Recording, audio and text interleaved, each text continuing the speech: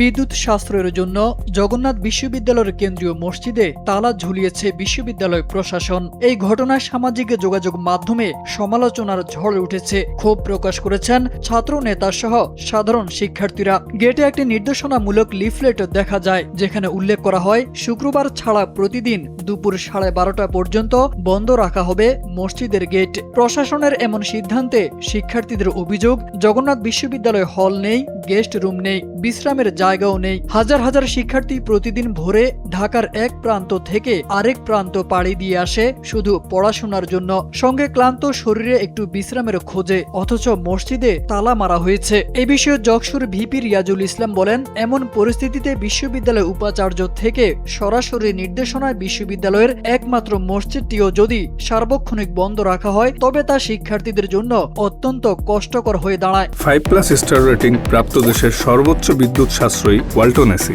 Smart comfort এখন next লেভেলে। আমরা ইতিমধ্যে উপাচার্যের সঙ্গে যোগাযোগ করার চেষ্টা করেছি। সোমবার বেলা 11:30টার দিকে জবি কেন্দ্রীয় মসজিদে তালা ঝুলাতে দেখা যায়।